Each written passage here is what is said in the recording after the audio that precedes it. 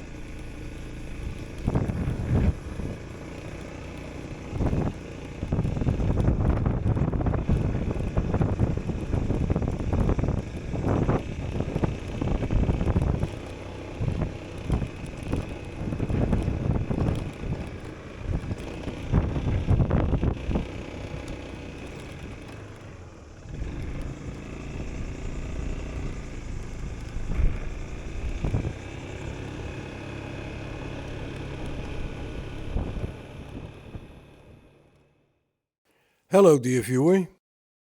When I arrived at Oasis Camping, I couldn't find a reception desk. There was a restaurant with a terrace, but it was closed. Luckily someone rode up to me on a moped. It turned out to be a security guard who didn't speak English.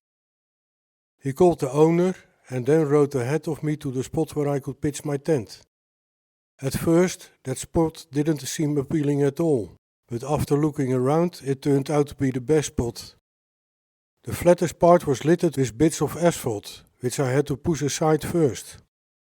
Luckily the restaurant opened later in the afternoon, so I didn't have to drive into town. I enjoyed the drink and the delicious meal. While I was sitting on the terrace, the campsite owner came over to apologize for not being there when I arrived, but I didn't have to worry about my belongings, as the site was guarded at night. The only annoying thing was that other guests felt the need to play music all evening at such a loud volume that everyone could hear it. Today I've planned a route to a campsite near Varna. I've added some extra waypoints to Google Maps. We'll see if that makes for a more appealing ride. The distance is a bit longer for me, at over 270 kilometers.